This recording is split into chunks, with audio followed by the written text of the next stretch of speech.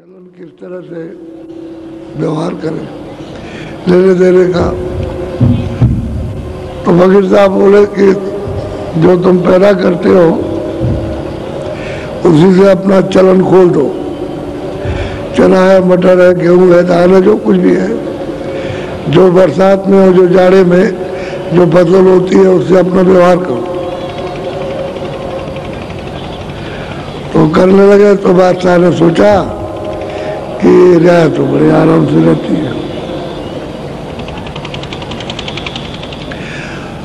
तो फकीर साहब ने कहा कि तुम फिक्र मत करो, मैं इसका इलाज किए देता हूँ, वो तुम्हारा खजाने से धन वापस कर देगा जो उसने लिया है। एक वक्त वो सो रहा था अपने महल में, तो एक तो स्वप्न हुआ कि उठका खड़ा तो हो जाओ उठ करके। तो देख रहा स्वप्न है, जब वो उठ के बैठा और आँख खुली तो देखा एक काला आदमी, एक काला, बिल्कुल एकदम से काला। तो डर गया, ऐसे कांपने लगा उसको देख करके। तो उसमें से आवाज आई कि तूने रियाया को बहुत तंग किया और रियाया परेशान होती है और हमारे पास आकर के चिल्लाती है, तो एकदम से कांप के रही, अब उसको तकलीफ नहीं होगी। जब गायब हो गया, वो गायब हो गए। गायब हो गए तो उन्होंने अपने अधिकारियों को बुलाया, कहा कि देखो भाई, जितना भी धन तुमने इकट्ठा किया है सब प्रजा में बांट दो, प्रजा को दे दो ताकि चलन हो उसका। हमारी तो मौत हो गई, अब तो मौत के घाट पर पहुंच गए, तो हमारा क्या रहेगा? फिर हम क्या करेंगे? क्या प्रजा रहेगी, क्या धन रहेगा? उसको जागृति आ गई, इतना कांपने लगा और काम करके डर करके अधिकारियों को बुला करके हुक्म दे दिया। बढ़ गया था, प्रजा जो है सबकी सब अपनी सुखी हो गई, क्योंकि एक एक पैसा खींच लिया उसने। तो फिर उसके बाद में महल में सो रहा था, तो उसको आवाज आई, करे बेवकूफ, तूने जाना कि मैं मरने जा रहा हूं और ये मेरा क्या होगा, तो तू क्यों नहीं इसको सोचता? आवाज आई, तो उठ के बैठ गया तो देखा आवाज कहाँ से आ रही, तो किसी को देखा नहीं, बैठा हुआ और इधर उधर सुन रहा। फिर आवाज आई, अरे बेवकूफ, क्या तू बादशाह है? किस बात का? अरे भाई जिसलिए आया उस बादशाह पर चल, ये जिस मिला फिर मिलेगा नहीं, ये जा रहा। तो सोचा उसने कि अरे कहाँ से आवाज आ रही। अब उसको ये लगन लगी कि ये किससे सुनने को मिलेगा। तो मौलवी के पास गया, मुल्लाओं के पास गया, उस समय के मुल्ला मौलवी, उनसे पूछा कि भाई हम तो ये जानते नहीं। कहने लगे फकीर साहब कभी कभी आया करते हैं, इधर से इधर जाते हैं, इधर से इधर, कभी कभी, अगर वो कभी, तो आप उनकी तलाश कीजिए, कहीं ना कहीं मिल जाएंगे। तो उसने उनको बहुत खोजा, लेकिन बहुत दिन हो गए, 6 महीने निकल गए, मिले ही नहीं। 6 महीने के बाद उनको मिले तो बहुत हंसे, कह लगे अरे बेवकूफ, तू बहुत दिन के बाद आया, अभी तक कहाँ रहा? अब उन्होंने वो बात याद दिलाई कि हमने तो तुझको आवाज दी थी और तू खोज रहा था, तुझने तो कहाँ खोजता रहा?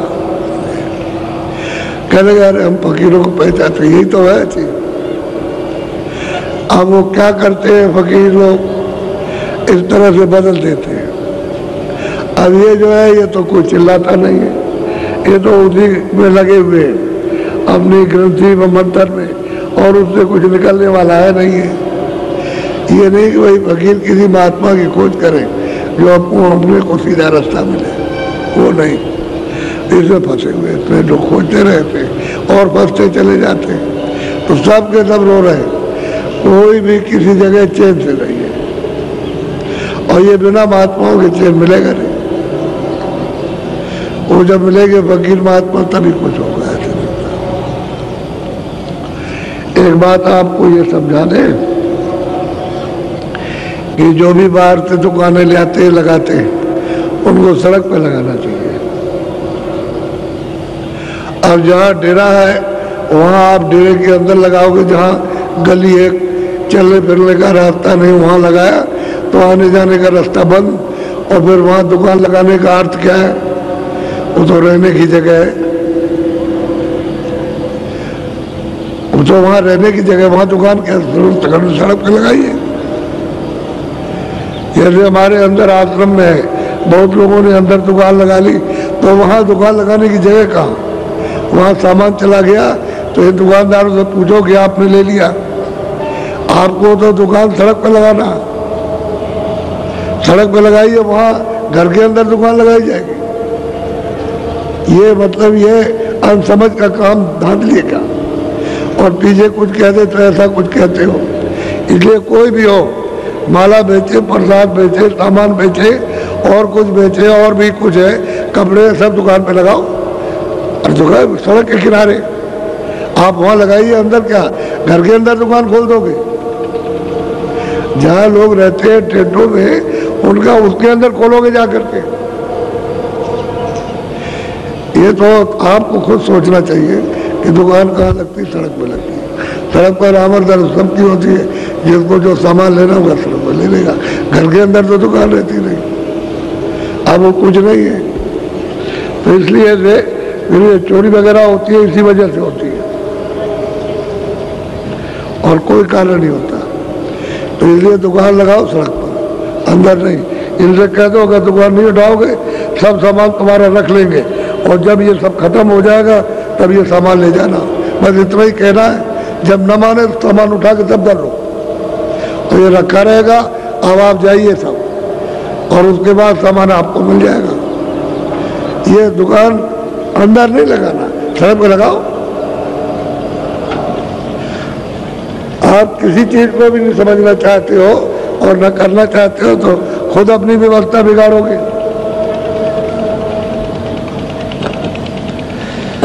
बोलो जय गुरुदेव। जब यहाँ अंधेरे में आया करो तो आते ही बस जैसे ही बैठे भजन करने लगे। आपको खाली ऐसे नहीं बैठना, आप अपने भजन ध्यान पर बैठ जाइए, तो जितना समय आपका उतना तो आपको मिल गया समय, उसमें भजन और ध्यान कर लीजिए। जब तक आए फिर सत्संग सुनने लगे। सब काम अपने एक साथ, अब बैठे हुए बात कर रहे, बात करने से क्या मतलब? स्थान में आए हो सत्संग के तो वहाँ भजन ध्यान पे बैठ जाओ, कोई सुमरन पे बैठ जाए, अपना यहाँ पूरा कर ले आकर। अब घंटे, 1.5 घंटे, 2 घंटे आप बैठे रहते हो और उसमें कुछ नहीं करते हो, समय तो खराब हो गया। किस लिए बैठे हो? समय काम में लो, तो भजन ध्यान करो। जो वह नहीं कर सकते यहाँ करो। अब कुछ नहीं, हम देखते हैं आकर के कि बस ऐसे ही बैठे हुए और कुछ नहीं है। अरे भाई जब आएंगे कि तुम भजन ध्यान कमरों में बैठे हो तो जो आएगा बैठता चला जाएगा कि भाई ये कर रहा है, चलो हम भी करेंगे। ये होना चाहिए। जहाँ कहीं भी सत्संग में जाओ, अर्थात पहले से पहुँच गए तो भजन बैठ जाओ, सुमरन पर बैठ जाओ, ध्यान पर बैठ जाओ। किसी को क्या मालूम ऐसे बैठ गए, आप अपनी आंख बंद कर ली तो क्या कर रहे हैं, किसी को क्या मालूम, चुपचाप बैठे रहो। वो जब देखेगा तो बैठ जाएगा। ये काम करना चाहिए। जब पहले से आकर के जगह घेर ली है तो जगह घेरने का मतलब है तुमको भजन करना। ऐसे बैठ गया करके और कुछ नहीं, समय खराब कर दिया। बोलो प्रार्थना बोलो।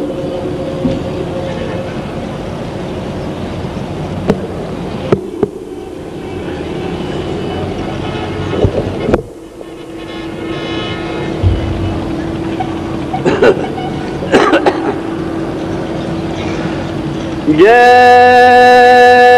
गुरुदेव।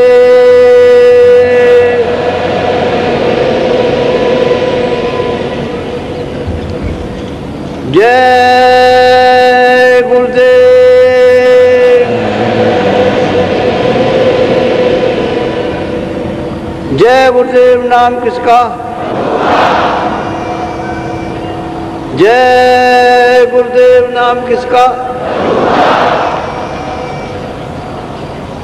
खोजरी पिया को निज घट में खो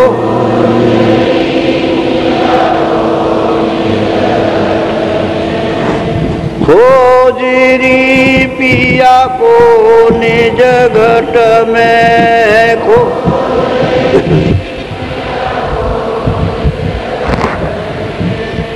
जो तुम पिया से मिलना चाहो जो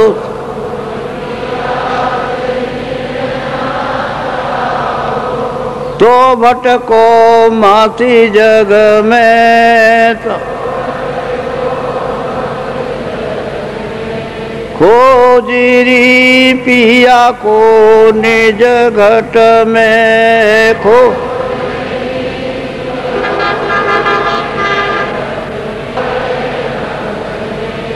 खोजरी पिया को निज घट में खो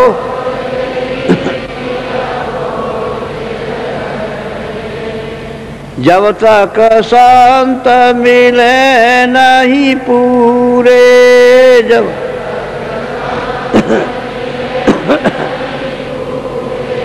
परे रहोगे अग में खोजरी पिया को निज घट में खो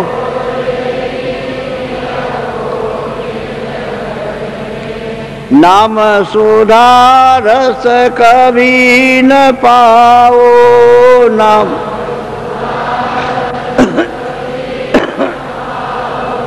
भटको योनि खग में खोजरी पिया को निज घट में खो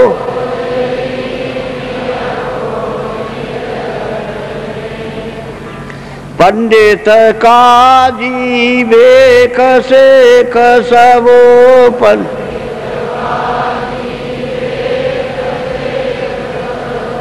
अटकी रहे डग डग में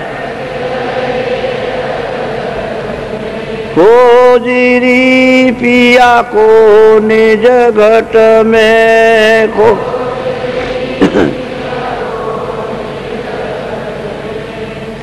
इनके यह तो भूले विषय बास में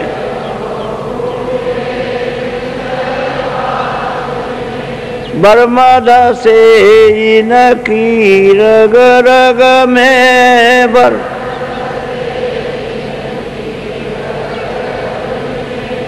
खोजरी पिया को निज घट में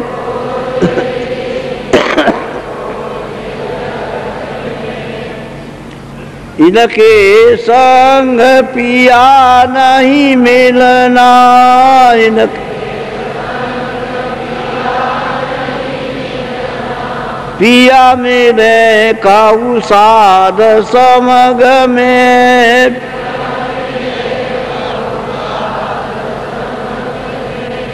खोजरी वो तो कहे अलग में खोजरी पिया को निज घट में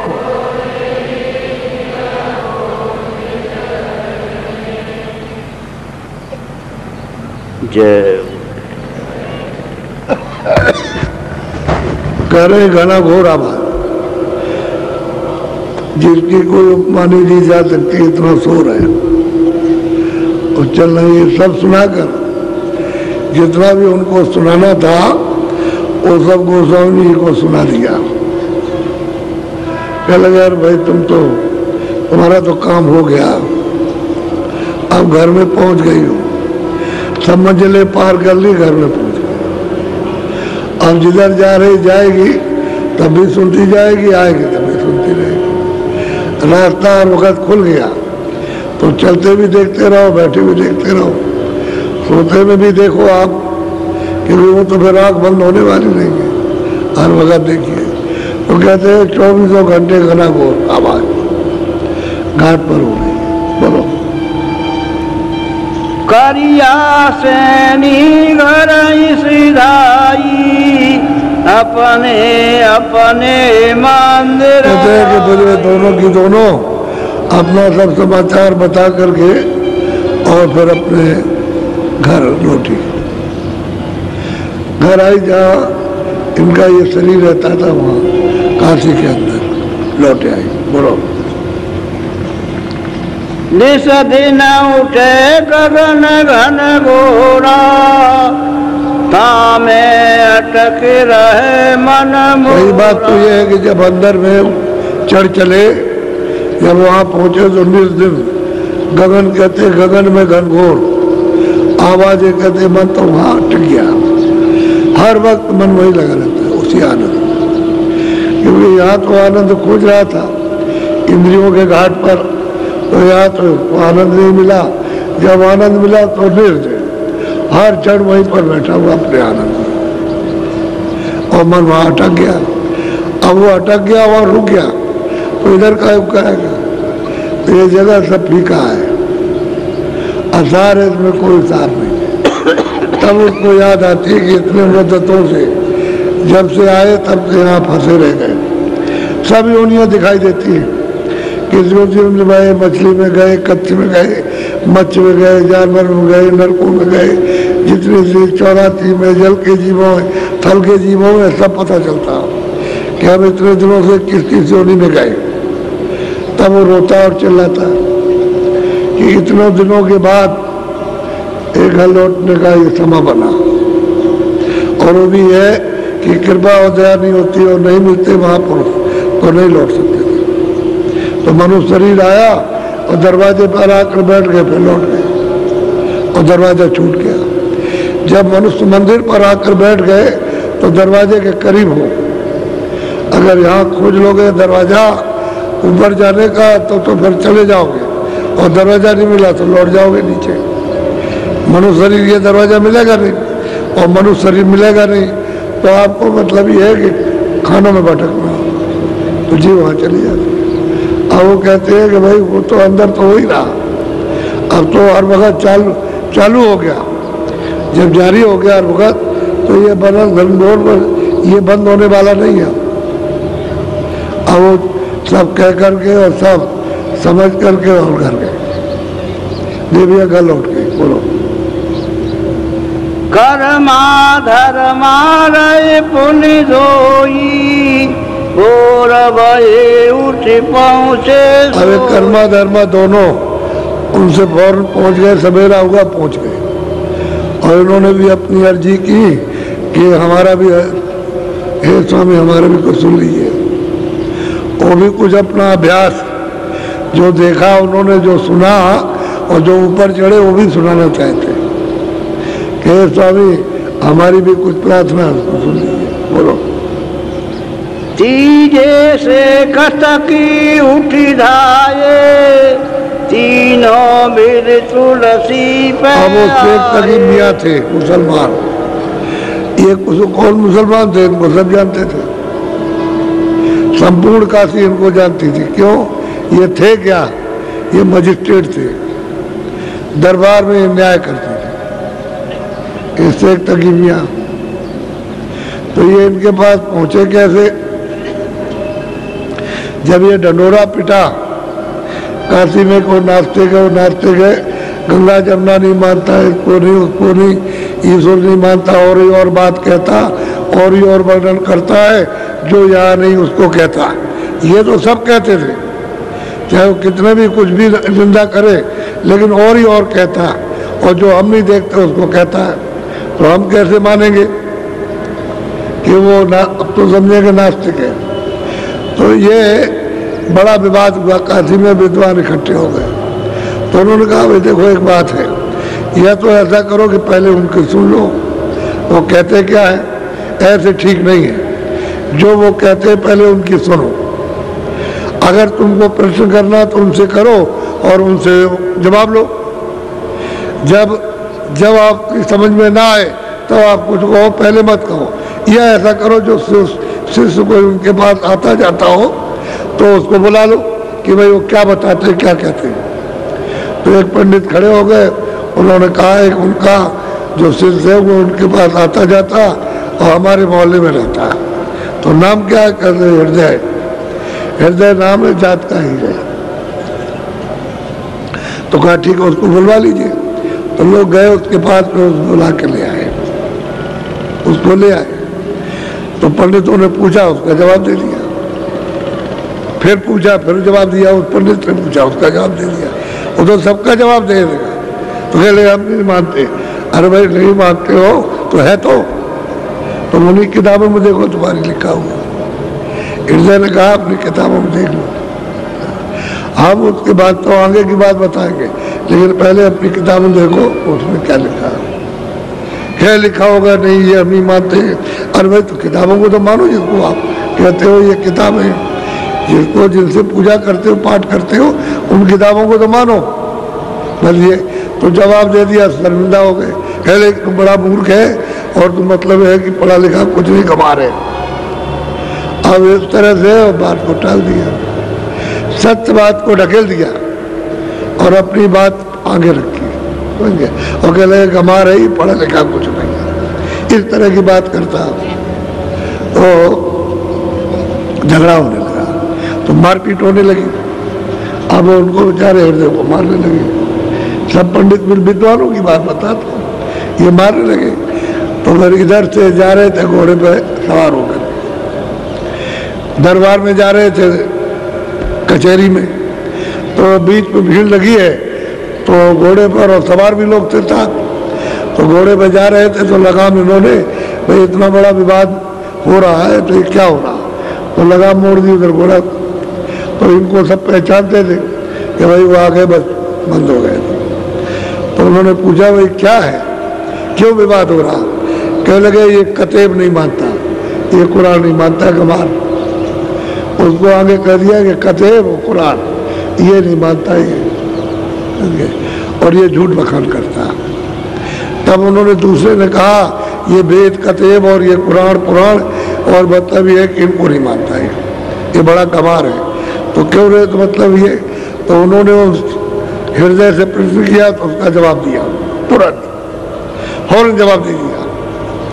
तो शेख तक जब उन्होंने अल्लाह की बात की, खुदा की बात की, तो जवान बंद हो गए, चुप हो गए।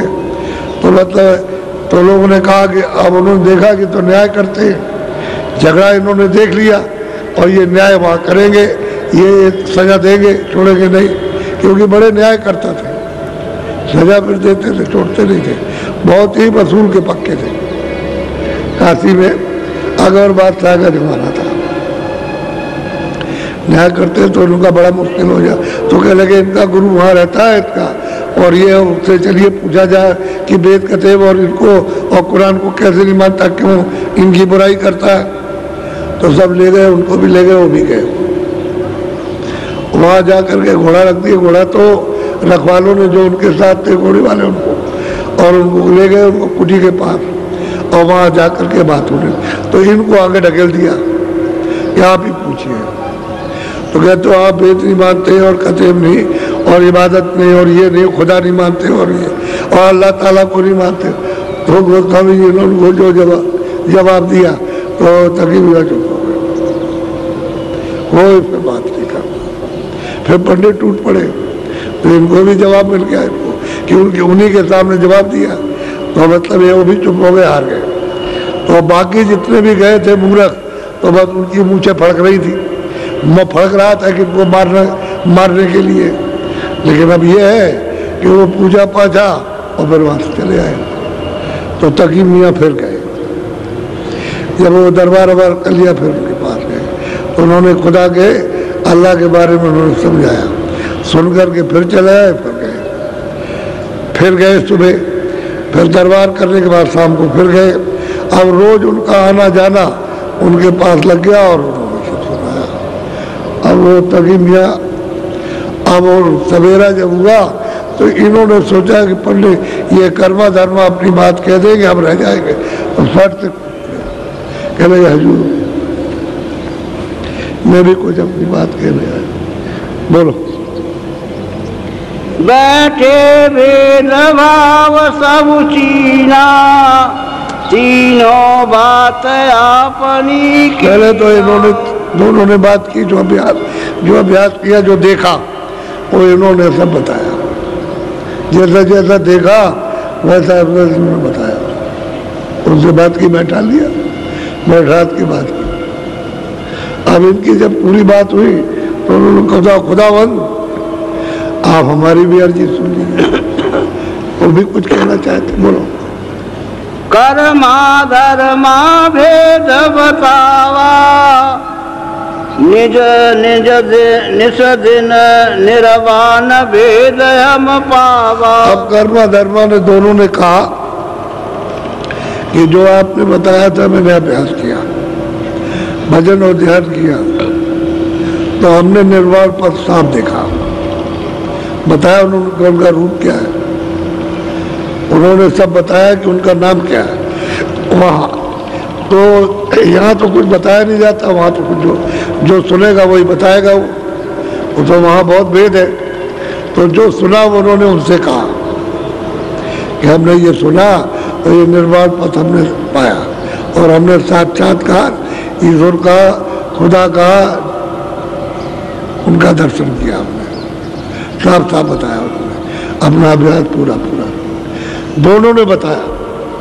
नीचे से बताया कि नीचे ये देखा, ऊपर बताया कि ऊपर ये देखा, वहाँ पहुँचे तो हमने ये देखा। कह लगे जिसका जिक्र किताबों में आया हुआ है उसको तो मैंने अब देख लिया। उन्होंने बता दिया अपना अपना पे, बोलो। सो निर्वाण पार एक द्वारा, निरखा फटक शिला के पार। वो कहते हैं कि निर्वाण के पार, यानी सहज दल कमल के पार, खुदा के रूप को देखने के बाद भगवान का साक्षात्कार निरंजन भगवान ज्योतिष स्वरूप का किया, उसके पार एक दरवाजा है।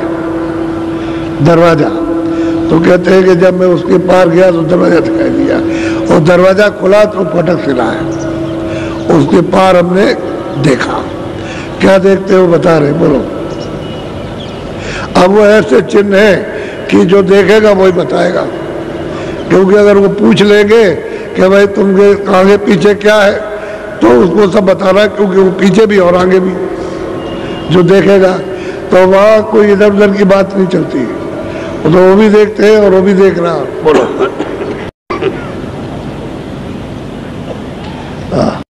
सो निर्वाण पार एक द्वारा, निरखा फटक शिला के पार। कहते हैं कि भाई फटक शिला पर तो हम खड़े हुए, लेकिन उस पार देखते हैं कि दरवाजा है,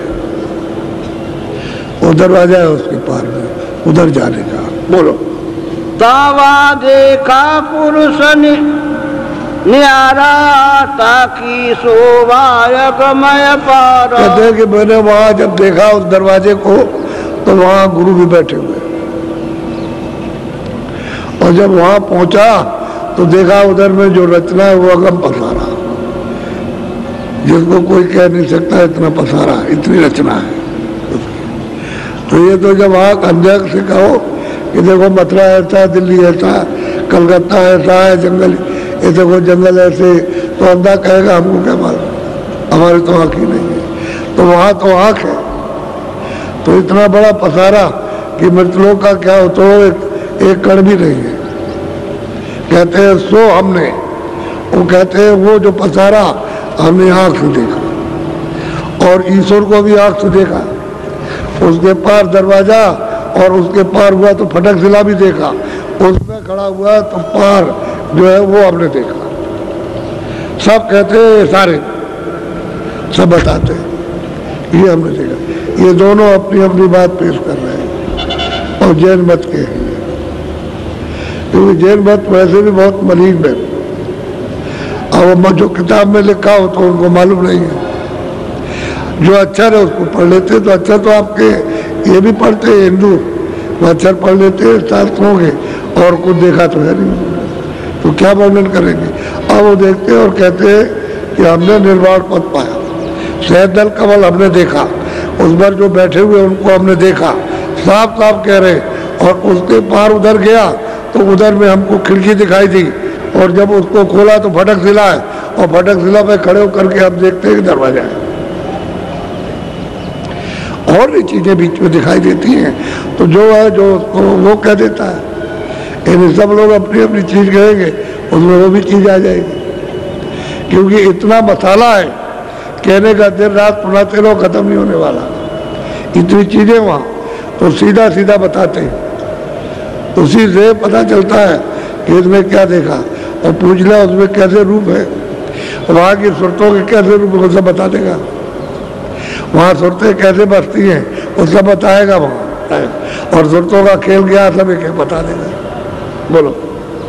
ताका भेद निर्वाण न पावे, ये न सो देखी नजर में। अब वो दोनों के दोनों कर्म धर्म कहते हैं, उसका भेद जो हमने परे देखा उसका निर्वाण नहीं पा सकता, यानी ईश्वर उधर नहीं जा सकता तो उसने नहीं देखा। और ब्रह्मा विष्णु महादेव ये तो हिंदू मुसलमान सबके करता धरता है, ये तो उत्पत्ति करते पालन करते पहले सबकी कर देते, तो ये देवता तो तीन सबके एक ही, हर कौम के एक ही देवता वो है, तो ये तो यहाँ नहीं जा सकते और वो उधर नहीं जा सकते। निर्वाण सहजल कमल के धनी उधर नहीं जा सकते जो उधर होगा, कहते ये उसको नहीं पाएगा जो हमने, वो कहते हैं जो हमने उधर देखा उधर ये नहीं जा सकते, ये बयान कर रहे हैं जो उन्होंने देखा हो कि ये ईश्वर वहां नहीं पहुंच सकते, वो हमने देखा। बोलो। कर्मा धर्मा बोले बोली, गुप्त राख प्रगट नहीं। देखो इन्हीं से सुनाया, इसको बाहर किसी से मत कह दीजिएगा, नहीं तो मतलब बड़ी आफत खड़ी हो जाएगी। ये गुप्त भेद है तो गुप्त ही रखो इनसे। अब ये तो सब जानते हैं कि तो लिए ही चल रहे, तो इनसे तो कहना ही है, यही तो हमारे सब कुछ है। अगर वहाँ किसी से कहा वो तो जानता नहीं तो तुम्हारी आफत हो जाएगी, इसलिए गुप्त भेद है, इसको गुप्त ही संसार से रखना। अभी तो उन्होंने कहा क्या मतलब है कि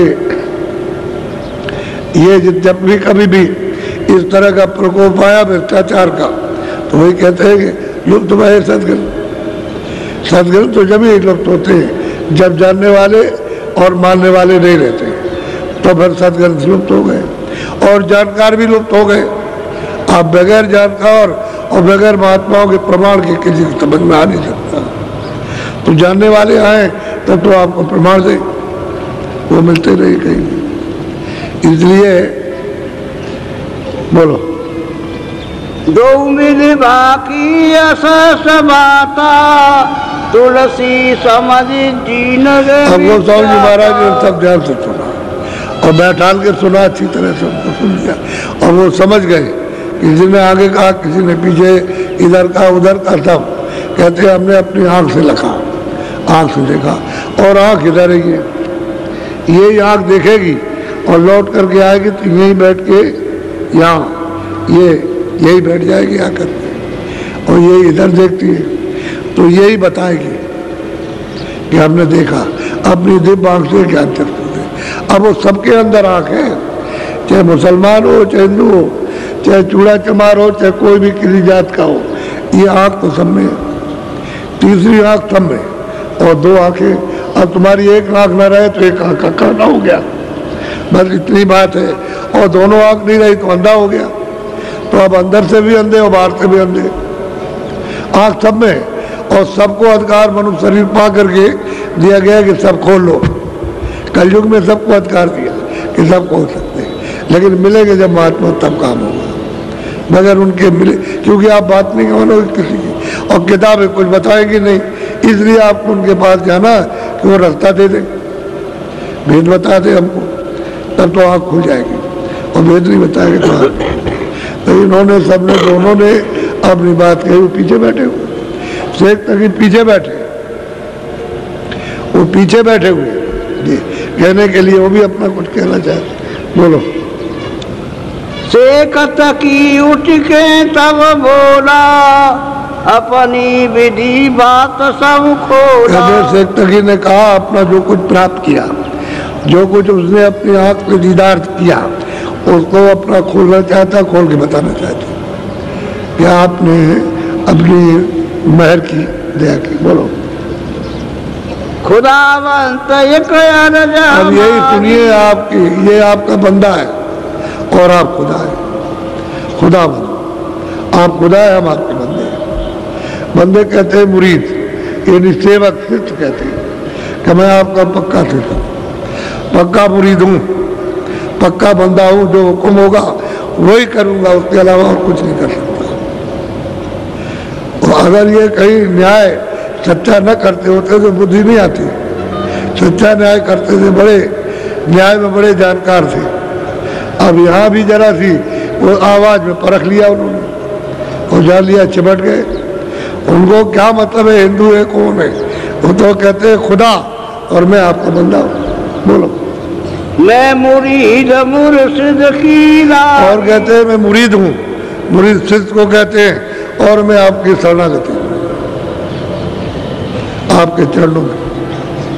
और वैसे ही प्रणाम करते थे जिस तरह से हिंदू मत था, रख करके हाथ जोड़ के प्रणाम करते और सात तार जमीन पर लेट जाते, इस तरह से तकी मियाँ लेट जाते थे और प्रणाम करते थे उनको। और ये 28 बरस के अंदर, उम्र 28 बरस के अंदर इनका काम किया तुलसीदास जी महाराज ने। ये नहीं कि उनकी उम्र बहुत ज़्यादा हो गई, 28 साल के अंदर। बोलो हजर नजर मेरे पर कीजे, मेरी अरज चित्त मैं सुबह सुबह आया हूँ तो मेरी चित्त से मतलब ध्यान दे करके जो कुछ वो सुन लीजिए। मेरी प्रार्थना है, अर्जी है कि आप हमारी बात को सुन लें। जैसे इनकी ध्यान से सुन लिया या औरों की सुन लिया ध्यान से, हमारे वो भी कुछ कहना चाहिए। बोलो बंदे ने बकसी सी पाई, सो हजरत में कहूँ। अब कहते हैं कि बंदे ने, इस मुरीद ने, इस सेवक ने जो आपसे जो कुछ पाया हजरत, यानी मतलब ये आप ही खुदा है, आप ही हजरत है, और दूसरा खुदा और कोई नहीं। तो उन्हीं को कहते हैं कि आप ही खुदा है, आप हजरत हैं, और आपकी बख्शीश यानी कृपा हुई, दया हुई, आपकी मेहर हुई, मतलब। और जो आपने चीज़ दी है उसको सुनाने आया।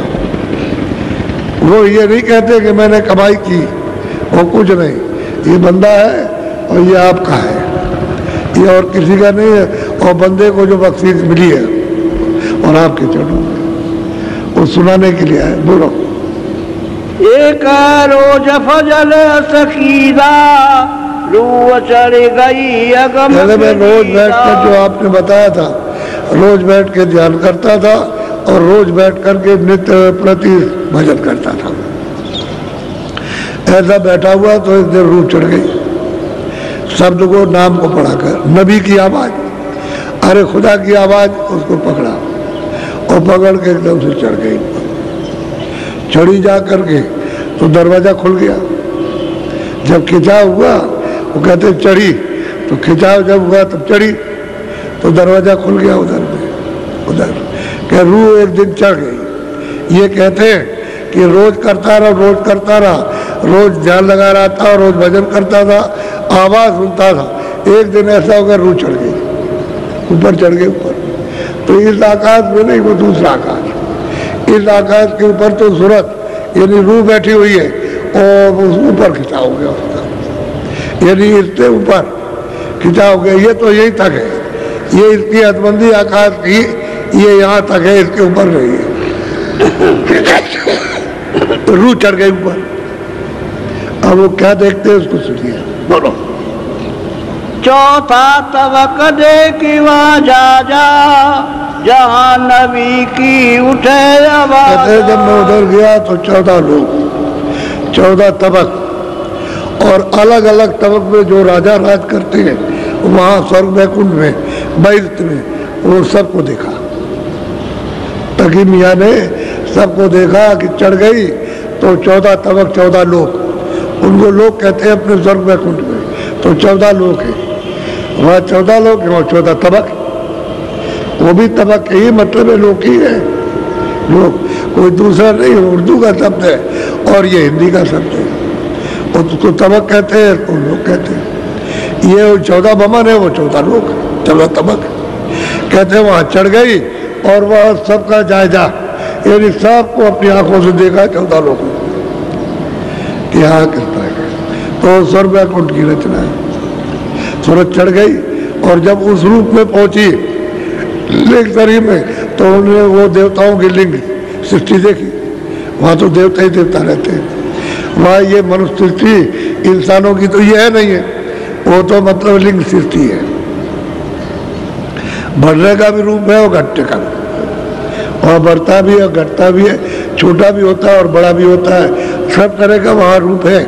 और बच्चे भी है और बच्चियाँ भी है वहाँ पर। ऐसा मालूम होता है छोटे छोटे बच्चे, ये भी पता चलता है। तो कहने लगे हमने 14 तबक वहाँ खूब अच्छी तरह से देखा। इसका परिचय दे रहे हैं 14 लोगों का। अब ये नहीं कह सकता कोई कि भाई मुसलमान नहीं जा सकते, उनके बाद मुसलमान गए। अब ये कहते हैं आप खुदा हैं, आप हजरत हैं, और आपने बख्शीश जो दी है वो हम सुन रहे हैं। शाफी साहब कह रहे हैं, और हमारी चित्त दे करके सुबह सुबह आ गए फजल में, तो हमारी सुन लीजिए आप, जो कुछ बख्शीश मिली है वो सुना रहा, हाजिर कर रहा है आपके सामने, हाजिर कर रहे हैं। और मैं आपका बंदा हूँ और आपके चरणों को छोड़ नहीं सकता। सब कुछ उन्होंने कह दिया अपने शब्दों में, कुछ बाकी नहीं रखा, सब कह दिया। और कभी कभी तो ऐसी मस्ती में आ जाए तो कहे कि हजूर अब नौकरी करने की इच्छा नहीं, हमारा दिल नहीं लगता, बिल्कुल दिल नहीं लगता नौकरी में, हम तो इसी में लगे रहे, इसी में हमारा दिल लगता है साफ साफ। तो कहे अभी ठहर जाओ, अभी ठहर जाओ। अब वो समझो उनको कहे रुक जाओ, हम बताएंगे, बोलो। रूह दौड़ पटे अमरा तोड़ा, 14 तबक रूह से हम कहते हैं कि भाई रूह दौड़ी, वो तो सब देख करके दौड़ी, 14 तबक करके दौड़ी रूह, और जा करके उससे आकाश उधर, उसका भी स्वर्ग वैकुंठ का भी एक आकाश, उसकी सीमा कहते हैं उसको तोड़ दिया, रूह से फोड़ दिया वो आकाश। वो तो सीमा स्वर्ग वैकुंठ की है, आगे सूक्ष्म लोग लगेगा। कहते हैं रूह से उसको तोड़ा, यानी सूरत ने, उसी जीवात्मा ने उसको तोड़ दिया, उस जो आकाश है, क्योंकि वो एक तरह का अंडा है और मतलब उसी के अंदर रहो, ऊपर नहीं जा सकते। तो रूह ने उसको दौड़ करके उसको तोड़ दिया। बोलो। ले लगी जाई लाई के बम्बाई, साहिब रब बसे थे। कहते हैं वहाँ निरंजन भगवान, कहते हैं उसमें लो लगी, ले हुई, तो शब्द में उस नाम में गड्ढे की आवाज, संख की आवाज में ले हो गए। तो हमने खुदा को भी देखा, और जब उस पार गई तो वहाँ रब को भी देखा। रब कहते हैं ब्रह्म, कहते हैं उसको हमने देखा, आँख से देखा। अब देखिए स्वर्ग का भी, वैकुंठ का, 14 लोगों का, 14 तबकों का भी सब पूरा समाचार। और दौड़ करके रूह गई, आकाश तोड़ा उधर जा करके, तो कहते हैं उसमें लौ लगी, इसमें नाम में, उसमें प्रवेश हो गई, ले हो गए, तो खींच करके तो कहते हैं खुदा का दीदार हुआ। और फिर ऊपर गई तो कहती है उधर में फटक सिलाया, जब उस पार गई वहाँ देखा तो उधर में वो रब की यानी सृष्टि है, उधर रब की है, खुदा की सृष्टि नीचे है और रब के ऊपर है। कहते हैं उसको हमने रब को भी देखा, रब को भी देखा और खुदा को भी देखा, यानी ब्रह्म को भी देखा, और मतलब यह है कि निरंजन भगवान को भी देखा। और मियाँ साहब अपनी अर्जी सुना रहे हैं गोस्वामी तुलसीदास जी को, जिन्होंने 7 कांड रामायण बनाई और जिसको हम लोग पढ़ते हैं। आपने कभी ये सब चीज समझने की कोशिश तो की नहीं कि भाई कहीं से इसको समझा जाए। और इस वेद को जानने वाले और रामायण में ये सब लिखा, और आपको नहीं मिलेगा। रामायण में आप कुछ नहीं पा सकते, और हम आपको रामायण की बात बताएं तो ये सब लिखा हुआ है, ऐसे नहीं कोई नाम छूट रहा हो सब। लेकिन हरित भूमि तो सबको है, समझ पड़े नहीं पंथ जिम पाखंड विवाद थे लोग तुम्हारे सरग्रंथ, उन्होंने ग्रंथ को लुप्त कर दिया और ये पाखंड विवाद फैल गया, इसलिए सदग्रंथों का बोध नहीं किसी को। उसी में लिखा है हरि बोल तिल संकुल है, समझ पड़े नहीं पंथ, किसी को रास्ता नहीं दिखाई देता है, तो बताओ फिर क्या करेंगे। तब उन्होंने देखा कि जब मानने के तैयार नहीं है तो उन्होंने गुप्त कर दिया और उसी में लिख दिया रामायण में। मैं रामायण की चौपाई सुना रहा हूँ आपको, किसी और की नहीं सुनाता। बोलो। तू बेचू दे भेजवाबी साई, वो साहिब दिल अंदर पाई। कहते हैं कि भाई ये ईश्वर और ब्रह्म मैंने उसको मतलब पाया और उसके ऊपर से खबर आ रही है ऊपर वाले की, समझ गए। कहते हैं ये सब मैंने घाट पर पाया, दिल कहते हैं देखा ब्रह्म को भी, और परे ब्रह्म की जो परे है वो पार ब्रह्म, उसको भी खबर आ गई उनके पास, उसको भी देखेंगे। बोलो। खुद खुदाई वो मालिक प्यारा, मोहम्मद खुदा दो से। और कहते हैं कि जो परे खुदा मोहम्मद रसूल जितने भी आए पीर पैगंबर, कहते हैं वो इनके परे, खुदा से और रब से भी परे, यानी खुदा से तबक से भी परे, 14 तबक से, और वो ब्रह्मा विष्णु महादेव तो यहाँ रहते हैं, इससे भी परे और खुदा से भी परे और रब से भी परे, समझ गए। और कहते हैं मोहम्मद रसूल इसके रब परे, इसलिए महापुरुष कहते हैं सन कि वो राम और कृष्ण भी परे।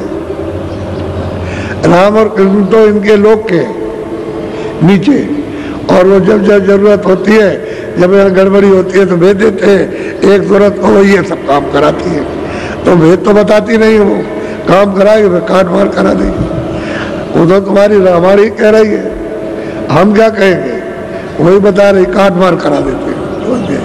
क्या वो किरना है, वो भी उन्हीं के लोग के आए, और जब समझाया नहीं समझे राजा लोग, और ये वो सबको इकट्ठा कर दिया, यही मथुरा से कंस मारा, तो यहाँ मतलब 14 मरतबे उनको यहाँ से भगा दिया लड़ाई करके, भागे तो दोबारा कृष्ण भगवान नहीं आए यहाँ कभी, अभी नहीं आए। उधर अपना काम किया, महाभारत कराई, वहाँ इकट्ठा कर दिया। यहाँ बड़े मस्करे लोग थे, उस पार रहते थे दुर्वासा इनके गुरु थे, और वो भी योगी थे, तो यहाँ रहते थे, तो उनका भी इनके गुरु करा रहते उस पार, तो ये पेट में कढ़ाई बांध करके वो नाच करने जाते थे, और वो गुफा में बैठ करके अपना भजन किया करते थे। तो वहाँ गए, गाना बजाना, तो बाहर, तो जब आए लौट के, तो उन्होंने कहा कि आप अंतर्जामी है, इसके पेट में लड़का है कि लड़की है, तो उन्होंने कहा कि अच्छा ठीक है, कम्बल लौट उठाया, वैसे किया, एवं मस्त यही तुम्हारा नाश करेगा, यही के मतलब जो बंधा है, जो कढ़ाई बंधी है, यही तुम्हारा सब नाश करेगा। तो वहाँ से गए, जब मथुरा आए तो लोगों ने कहा, कह लगे उन्होंने तो ये कहा, रे तो खोलो, कढ़ाई खोलो जल्दी से, और इसको मतलब ये तोड़ करके बुरादा बनाया, ये इसको ले गए वहाँ द्वारका में जा करके वहाँ छोड़ा समुद्र में, पहले वहाँ समुद्र था, ये कृष्ण को मालूम था कि ये श्राप कहाँ छोड़ा गया, वहाँ ये सब अधिवेशन वहाँ लगाया, ये सब करोड़ों आदमियों का वहाँ जमघट लगाया, वहाँ आपके वो द्वारका में वहाँ लगाया प्रभात पाटल नदी के किनारे, और वहाँ महाभारत करके, और जब उनका ये सब उनका ये देंगे वो देंगे, तमाम देश के राजा जिम्मेदार है उनका, तुमको ये देंगे, तुमको ये, और कुछ नहीं हम नहीं लेंगे वो, और बस उनके पास में था तो कुछ नहीं, लेकिन वो घास जमी थी, वही शराब थी, तो घास उखाड़ी और भाट, उसने उसको मारा, उसने उसको मारा, चाहे भाई आया चाहे कोई मामा का भतीजा आया, काट करके, और देखते देखते खून की नदी बह गई। 56 करोड़ जितने भी उनको सबको नाश कर दिया, तो आबादी तो ज़्यादा होगी, और फिर कहा हमारा वक्त हो गया, अब हम जाएंगे। यहाँ जब चले गए नदी के किनारे बैठे हुए थे वहाँ, तो उनके पैर में वो चमकता था, तो बैली आया, उसने देखा कोई हिरन पानी पी रहा, तो साथ के उसने मार दिया बाण, और दौड़ करके आया तो ये पैर चिल्ला रहे थे बड़े जोर से, और पैर में उनके घुस गया, और वो बुझाया हुआ जहर का होता है। तो जब देखा कि अरे तो बैठे हुए, तो हमने तो बड़ा अपराध किया, और ये कह रहे तुमने कोई अपराध नहीं किया, हमने ब्रज की ओट में होकर के, तुम बाली थे और मैं राम था, मैंने तुमको मारा था, तुमने अपना बदला ले लिया, ये बदला अपना तुमने लिया। यही कहते हुए बाण लगा। उसने कहा कि हम खींच ले, तो कहा नहीं खींचो, उसी में प्राण उन्होंने छोड़ दिए। वही नदी के किनारे तो बहेलिया था, वो थे, बाकी वहां पहुंच कोई नहीं पाया, वहां पर इनका नाश कर दिया। ये कह गए थे कि देखो परिचित है, उसको दिल्ली के बाहर से ले जाना, हरनापुर में जा करके रात तिलक कर देना, और जब रात तिलक होगा तो द्वापर खत्म हो जाएगा, कलयुग लग जाएगा, और क्या पहचान बताएंगे। वो तो तिलक हुआ, बस उसके बाद द्वापर खत्म, कलयुग लग गया। कह जाते हैं हमारा जो काम था वो हो गया। तो उन्होंने काम कर दिया। महाभारत में सब विश्व के तमाम वीर सबको कत्ल करा दिया, सबको, और मर गए कितनी, मतलब सेना सब तरफ की मरी। उसके बाद में ये 56 करोड़ ये खत्म हुए, तो आबादी तो वैसे ही कम हो जाएगी। ये काम उनका होता है, काम कुल करा कुल का बात। ये जब जब हो धर्म की, बस वही बात है, जब जब हो धर्म की आनी, तब तब बड़े महाअभिमानी, तब तब प्रभु धर्म मनुष्य। तो जितना देश है वो यहाँ भेजता है आपने, और ये काम करा देते हैं। आपको क्या, संतों का रास्ता हो, संतों का तो अलग है, वो तो इसके परे का है। अब वो कहते हैं मैंने इनको भी देखा, यानी ईश्वर को भी, और खुदा को भी देखा, और रब को भी देखा, ब्रह्म को भी देखा, और बेचू यानी जो कोई शरीर नहीं है, उसकी आवाज ऊपर से आ रही है, और उसको भी हमने सुना। बोलो। अल्लाह नबी रसूल न जाना, 14 तबक से अदर। क्या अल्लाह भी नहीं जाना, कहते हैं रसूल भी, यानी मतलब है खुदा भी नहीं जाना, न ये मतलब रसूल है, और मतलब ये है कि इन्होंने किसी नहीं जाना, और वो इनसे अलग अदर है, अदर में है वो यहाँ किसी लोक में नहीं है, न वो कारण लोक में, न सूक्ष्म लोक में, न लिंग लोक में। जो 14 तबक वहाँ के भी लोग नहीं जानते, न अमृत कहते हैं कोई नहीं जानता, पंडितों को भी नहीं मालूम कुछ, चाहे वो मौलवी हो चाहे कोई भी हो, कुछ नहीं। जितने पैर आए 24 पीर, उनमें से कोई नहीं जानता। अपने यहाँ जो 10 अवतार आए तीर्थंकर में 24 आए, वहाँ भी कोई नहीं जानता, उनको कोई नहीं जानता, कहते हैं वो इन सबसे परे। इसलिए कहा है कि वहाँ कोई शरीर तो है नहीं, न वहाँ कारण शरीर, न वहाँ सूक्ष्म में, न लिंग है, न स्थूल है, इसलिए कोई जानता नहीं, तो परे। बोलो। तकी तका सब खेल, मुर्शिद शीशों का है। सब कुछ तकी मियाँ ने जो बंदा है अपने को कहता मैं बंदा हूँ, मैं मुरीद हूँ, वो सब गोस्वामी जी महाराज को सुनाया कि आप हमारे सब कुछ है, हमारे पीर है, हमारे पिता है, और आप ही मतलब है कि मोहब्बत है, और आप ही मतलब है खुदा, और खुदाओं के खुदा आप ही। तो तकी मियाँ ये कह रहा है आप ही सुन, और उन्हीं को सुनाया, और किसी को नहीं सुनाया। और ना ये कुरान जानती है, ना कतेब जानते, ना वेद जानते।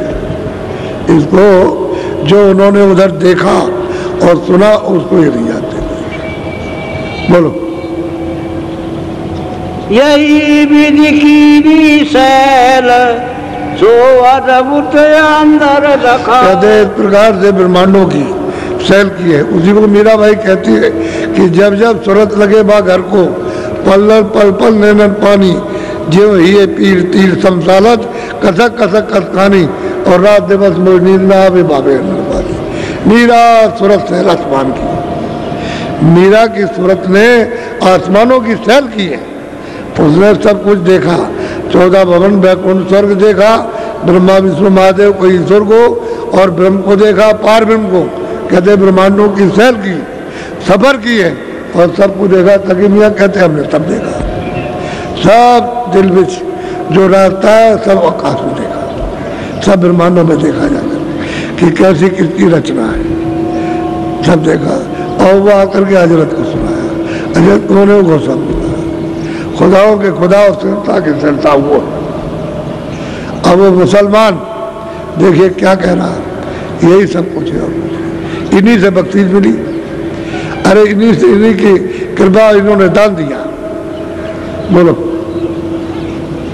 कह तकी सुन मुर्शिद प्यारे मेहर फजल से। कहते हैं कि तकी मियां कहते हैं कि मेरे प्यारे मुर्शिद यानी गुरु आपकी कृपा से ये अवसर मिला, नहीं तो मिलने वाला किसी को नहीं है। सब लोग धोखे में जा रहे हैं, सब के सब धोखे में चले गए, एक तरफ में जा रहे सब अंधेरे में, सब खानों में, ये जानवरों की, पंछियों के, परिंदों के, सब के नरक में, सब के सब चले जा रहे। ये तो आपकी कृपा से बचेगा और कोई नहीं बचेगा। इस बार आपकी मेहर हो जाए वो तो बचेगा, वो रूह बचेगी, वो जीवात्मा जगत नहीं कुछ, सब आपकी मेहर हो सकते हैं। आप बोलो। हर दम रूह लहराई मेरे भाव हर वक्त कहते हैं कि रूह ऊपर जाती है लौट के आती, ऊपर जाती लौट के आती, सब देखती जाती सब, और कहते हैं इतनी विरह कि वो रोते ही रहते हैं। दरबार में भी जाते हैं तो वहाँ भी कभी कभी बैठ के रोने लगते हैं, और ये होता है कि इसको छोड़ दो, इसमें दिल नहीं लगता। और उनसे आकर के अर्जी करे कि हुक्म दे दीजिए छोड़ दें, तो जब कहेंगे छोड़ देंगे, वहाँ भी बैठ के रोते हैं। तो कहते हैं हर वक्त यानी लहर उनकी, और वो रोते रहते हैं। ये दशा। बोलो। रूह लिपटते वो बूझे शाम सुबह कुछ और न। कहते ऊपर जाती और आती है और वहाँ उसका रूप हो जाती है, लिपट जाती है, यानी आपसे चिपट गए तो लिपट गई। और कहते हैं कि शाम सुबह, न शाम न सुबह और कुछ नहीं। अब वो दरवाजा खुल गया ना, शाम के दो क्या होता तो दिन ही दिन है, शाम भी खत्म हो गया, सुबह भी खत्म हो गया, ना उधर ये सूरज है ना वो शाम का सूरज। अब तो घाट जग गया ना, खुल गया घाट, तो उधर तो उजाला अंधेरा कुछ नहीं है। तो रोज जाती है, रोज आती है, रोज यानी जब चाहो तब चली जाए, कोई रास्ते में रुकावट नहीं है। और वो सब आपकी मेहरबानी, सब आपकी कृपा हुई। आपने इस बंदे पर नजर कर दी, नजर की हो गई। बोलो। दम दम बिरह कुलानी ये विदमीन बुलानी पानी। कहते हैं कि भाई अब तो वहाँ ऐसे गए जैसे पानी में मील भूल जाती, मीन मछली पानी ना पाए तो तड़पेगी, और जब उसको मिल जाएगा तो बस मिल जाएगा। अब वहाँ गई तो जा करके वहाँ मिली तो सब भूल गई। ऐसे जैसे मीन पानी में हो गई, पानी की हो गई, वैसे ही वहाँ जा करके सूरत उसी की हो गई। वाह। अब वो कितने बड़े बड़े लोग हैं, यानी ये जो आपका लोग है सबसे छोटा, इससे जो 14 भवन स्वर्ग में कुंड में 14 लोग हैं, एक एक लोग उससे बड़े, उससे बड़ा, उससे बड़ा, उससे बड़ा, उससे बड़ा। तो इसकी क्या महिमा, इसकी तो कोई महिमा नहीं जो वहाँ की। तो वहाँ के जो अधिष्ठाता है उन्होंने भी उसको नहीं जाना, खुदा को, और खुदा के जो अधीन रहने वाले, वो मतलब ये वो भी ऊपर का नहीं जाना, और खुदा ने भी नहीं जाना। और जो ऊपर में रब है यानी ब्रह्म है, उसने पार में को नहीं जाना, वो अपनी सीमा के अंदर वहाँ से जा नहीं सकते, और नीचे भी नहीं आ सकते। बड़ा सत्पुरुष का सूझता तो है नहीं है, इनको कुछ दिखाई नहीं देता है जो इनमें कुछ मालिक से मिलने की बेरे आ जाए, कुछ तड़प पैदा हो जाए, कुछ इनमें इच्छा जाग जाए, तो इसी में सब में फंसे रहते हैं, हाय हाय करते रहते हैं, हाय बच्चा, हाय ये, हाय वो, हाय वो, हाय हाय में, इसी हविस में, हाय हाय कहते हैं हविस को। तो हविस में वक्त निकल जाता है, तब तक मतलब ये खेल खत्म हो जाता है, क्षणों में खेल खत्म होता है, देर नहीं। बोलो। कमोदिनी बिलखाई चंद आशिक गए। अब ये कमोदनी तो बिलाप करेगी, क्योंकि वो चंद्रमा तो चला गया, अब जब निकलेगा तब फिर जा करके वो खिलेगी। अरे भाई यही साधक का, मुरीद का और प्रेमी का भी यही होना चाहिए कि वो मालिक के दीदार और दर्शन के लिए तड़प। जब आत्म तड़प होती है उसके दर्शन दीदार घर में पहुंचने के लिए, तो उसको मालिक बर्दाश्त नहीं कर सकता, क्योंकि अंदर से जब आप उसको याद करते हो तो अंदर से सब कुछ हो जान रहा है, और बाहर से भी जलाने के लिए आया कि अंदर चलो, तो इधर से इधर में धक्का मारता, अंदर तो है ही, अंदर तो शब्द में मिल करके वो शब्द रूप हो गया। यहाँ आया शब्द रूप में, ऊपर जाएगा तो शब्द रूप में, वहाँ भी शब्द ऊपर जाएगा, खुदा के पास जाएगा तो वहाँ भी शब्द रूप में बैठा, ऊपर जाएगा वहाँ भी, तो शब्द ही से उतर के आया और शब्द ही से चढ़ के जा रहा। वो तो हर जगह मिलेगा, अंदर बाहर छोड़ेगा रियल मिल जाएगा, जब खोजोगे तो यहाँ मिलेगा। और जब सूरत को नाम से जोड़ देगा, ऊपर जब चढ़ाई होगी तो इनको ऊपर भी मिला, यानी गोस्वामी जी महाराज ऊपर भी मिले, वो भी बताते कि मुझे वहाँ मिले और वहाँ रास्ता बताया। बोलो। बिलखे बिरह बेहाल चंद देख निसार, कहते हैं कि भाई बिलाप करती है जब सूरत, बगैर उनके दर्शन किए हुए मतलब चैन नहीं आ सकता, बिरह उठती है कि जब जब दर्शन न हो जाए तब तक रोते चिल्लाते। बोलो। से कत की दिल बिरह समानी, आवे न बात नैन बहे पानी। कहते हैं कि भाई बिरह समाई, तकी मियाँ की बात तो कुछ निकलती नहीं, आंखों से आंसू गिरते हैं, और जो कपड़े पहने हुए सब भीग जाते हैं, ये सब भीग जाते हैं मालिक के मिलने के लिए। मतलब जब तड़प उठेगी बात तो निकलती नहीं है, और मतलब है आंसू गिरते हैं, वो कह कुछ नहीं सकता, यानी चुप हो जाता है। यह है पाने वालों के लक्षण है, जल्दी से जल्दी घर में पहुंचने वालों के लक्षण होते हैं। हम संसार के लिए चिल्ला रहे हैं कि संसार हमारा खो गया, वो हमको मिल जाए तो अब कैसे, जब खो गया तो कैसे मिलेगा, तो यहाँ नहीं मिल रहा, और वो मालिक खो गया तो अब तो मिल ही नहीं रहा, तो संसार में फंस गए। संसार तो नासमान है, मालिक तो स्थिर था, वो तो अखंड था, अविचल था, वहाँ तो परिवर्तन न होता न होगा, वो तो अमर देश है। तो सुरतों को ये काल देश है, यहाँ परिवर्तन होता रहेगा, वहाँ परिवर्तन, तो वहाँ जाना चाहिए था। तो उसके जाने के लिए कोई राहगीर, कोई जानने वाला, कोई भेद बताने वाला, युक्ति कोई देने वाला चाहिए। अब वो नहीं मिलता तो कोई काम नहीं बनता। अब मिल गए तो ये सब काम रो रहे। बिरह समाई है।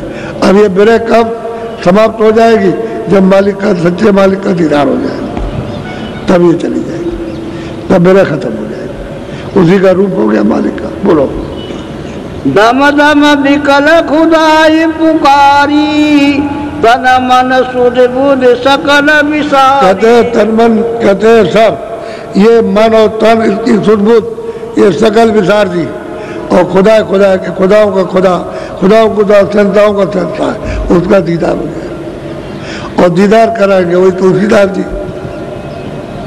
उनकी बगैर बहर के कहते हैं कुछ काम बनने वाला नहीं, वही कराएंगे, और उन्हीं के सामने रो रहे, बात नहीं निकलती है, रो रहे ये, और वो सब पहचान रहे, जान रहे। तो इनको तकी मियाँ को पहुंचा दिया अपने ही घर में, जिंदा ही रहते हुए। मरने की बात 28 बरस के अंदर, अभी इनकी 28 बरस की उम्र होने जा रही है, समझ गए, और उसके पहले ही पहुंचा दिया। तो जब वो मुसलमान पहुंच सकता है, जैनी पहुंच सकता है, और मतलब ये कोई पहुंच सकता है, ब्राह्मण पहुंच सकता है, स्त्रियां पहुंच सकती है, अरे भाई तुम क्यों नहीं, तुम भी तो उसी समय में हो। 400 450 समय क्या होता कि भाई 450 बरस हो गए, तो क्या समय। इसके बीच में तो बहुत महात्मा है, बहुत उन्होंने काम किया, बहुत ही काम किया। बोलो। अरे ये तकी तकते रहो, मुर्शिद ने दस्त पंजा दिया। वो कहते हैं गोस्वामी महाराज, ये तकी मियाँ तकते रहो, उसको आते जाते देखते रहो बराबर। गुरु ने तुमको गोपनीय भेज दिया है वहाँ घर पहुँचने का, तकते रहो, देखते रहो उसको, समझ गए, और पहुँचा दिया, देखते रहो। अब वो चाहे दिन हो चाहे रात हो, कभी हर वक्त देखते रहो, ऐसा वो मालिक है। अब वहाँ से सब लोग आए हो यहाँ आकर के, और रास्ते ले आए, सब रास्ता भूल गए। अब चढ़ने का रास्ता ही नहीं। यहाँ सब कहते हैं चढ़ के जाना है, नाम को पकड़े से चढ़ना है। लेकिन वो बात जो लिखी है रामायण में कि सतयुग जोगी सब विज्ञानी और कर जान तले प्राणी, सब के सब, यानी मतलब है कलयुग में नाम पा जाए तो सब सोते चढ़ जाए, सब के सब चढ़ जाए, लेकिन वो नाम भेद मिलता नहीं, कोई बताने वाला नहीं। तो तुमको बताया जाता है, अगर किसी से कह दो 50 आदमी खड़े हो जाएंगे, अरे तुम क्या, तुम नास्तिक, तुम ये हो, तुम वो, और ये तुमने बाप दादों का पुरख होगा, सब क्रियाक्रम छोड़ दिया, ये चिल्लाएंगे, तो तुम क्या करोगे? चल डूब जाओगे तुम।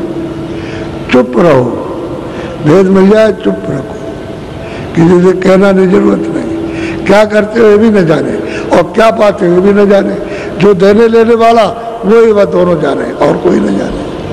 अब ये इनको कोई जानता नहीं है, लेकिन इनको भी थोड़े दिनों में, इनको भी जब मस्जिद पे नहीं जा रहे, वो तो कहते हैं मस्जिद तो ये है, तो इसमें तो मैं जाता हूँ, और मस्जिद कहाँ से आएगी? जिस्मानी मस्जिद है तो मैं यहाँ जाता रहता हूँ खुदा के पास में, इसी मस्जिद पे जा सकते हो, उसको जा नहीं सकते।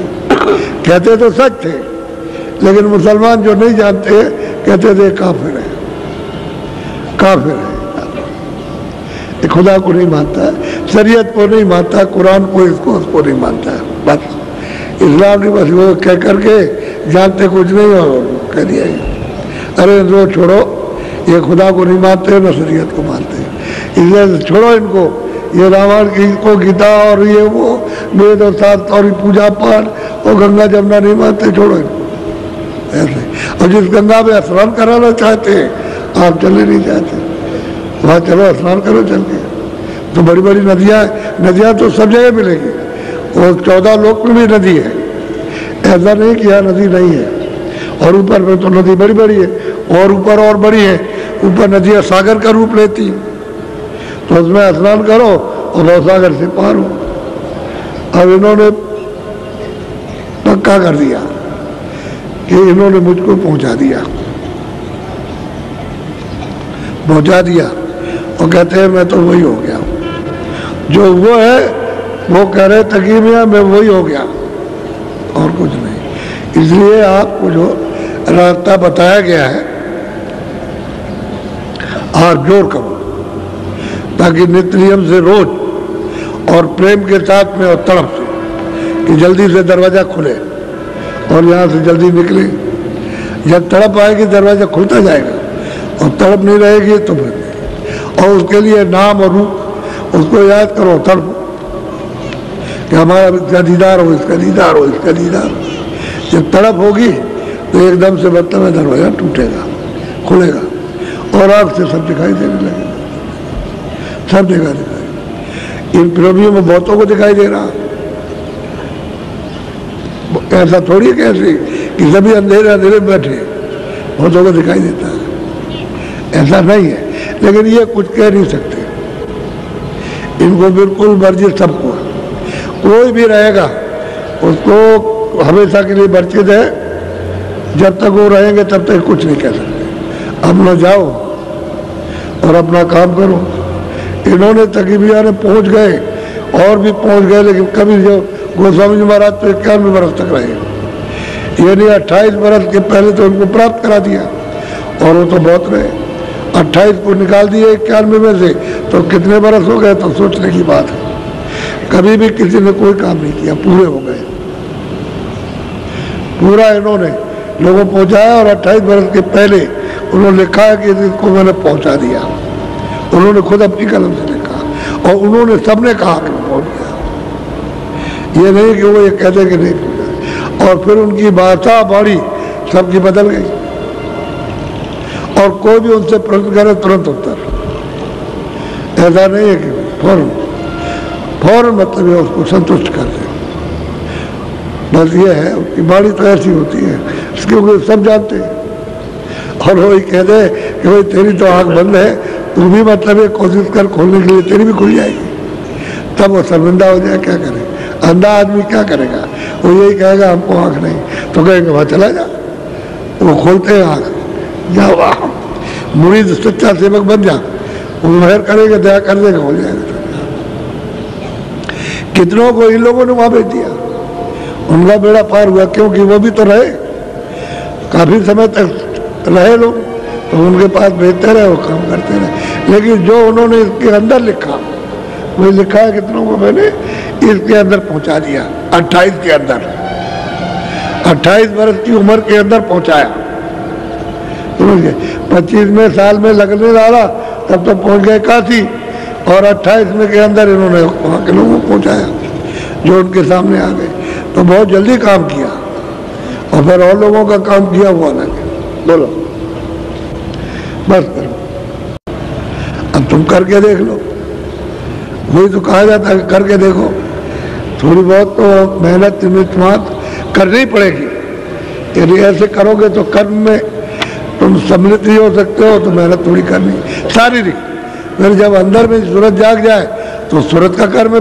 और परसों भी गया, उसके बाद में मतलब ये है कि वो 6 तारीख 7 तारीख, आज तो 8 है, अरे मतलब भंडारे के बाद लोग कुछ चले गए रात को, और फिर उसके बाद सुबह और दिन में और के बड़ी संख्या में गए लोग, बहुत गए। लेकिन मैदान सामने के सब वैसे ही भरे, उसमें मतलब ये देर मत की, क्यों कि काश्तकारों की जमीन है, तो उन्होंने दे रखा है इसलिए कि हमारी जमीन पर अभी गेहूं बो दिया जाएगा, तो जमीन खाली हो जाएगी तो गेहूं अपना बो देंगे इसी जमीन में जिस पर आप रह रहे हो। इसलिए तो आपकी जमीन सब तो नहीं है, ये तो बहुत बड़ा दायरा है, तो लोगों ने दे रखी है उनकी जमीन।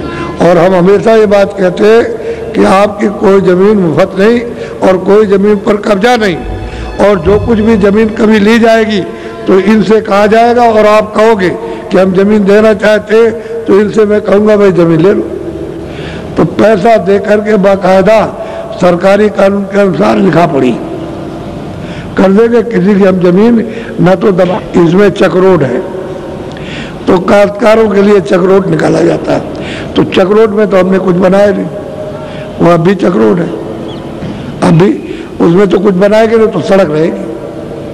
जो चक्रोड है वो बाद में भी अगर मकान बन जाए तो वो खाली रहेगा, वो चक्रोड रहेगी चलने के लिए, तो उसमें तो कोई कब्जा नहीं है। चक्रोड तो अभी जैसे इधर निकाल दिया तो चक्रोड रहेगा, उसमें कोई मकान तो बनेगा नहीं, वही सड़क हो जाएगी, तो आम पब्लिक की सड़क हो जाएगी सब लोगों के चलने की। तो उन्होंने क्या कब्जा किया, तो पब्लिक की चीज हो गई। ये रेल सड़क है, पब्लिक की है, इसमें कोई कुछ बना नहीं सकता, ऐसे वो सड़क हो जाती है, उसमें भी पब्लिक चलेगी। जब मकान बन जाएगा तो सड़क छूट जाएगी, पब्लिक आई जाएगी। हमें किसी की जमीन कोई नहीं दी, इसलिए आप इस पर कोई भी अपनी जमीन यहाँ वहाँ की कोई भी दे, इन लोगों को जो अभी आएंगे इन लोगों को दे दे तो किसी की जमीन ली जाएगी।